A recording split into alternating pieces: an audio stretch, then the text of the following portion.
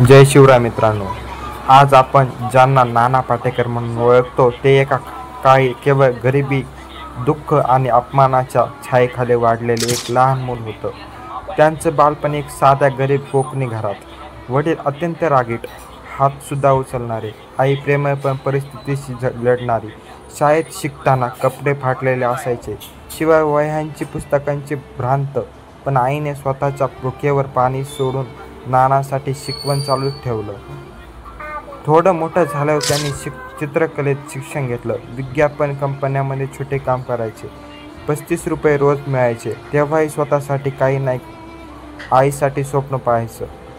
पुढे थिएटरमध्ये काम सुरू केलं, पण स्ट्रगल संपला नव्हता.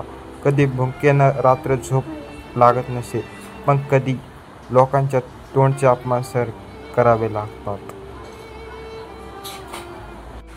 आणि एक दिवस जेव्हा त्यांना त्यांच्या आयुष्यातली सर्वात मोठी जखम मिळाली, आई गेली.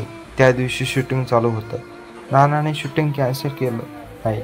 डोळ्यातून अश्रू गळत होते, पण मनात एकच वाक्य घुमत होतं, आईसाठी लढायचं, थांबायचं नाही.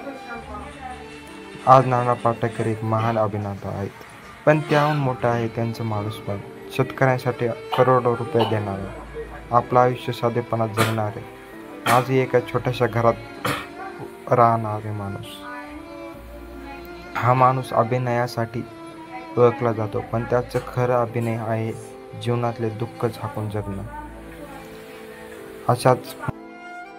अशाच मोटिवेशनल व्हिडिओसाठी आपल्या चॅनलला सबस्क्राईब करा.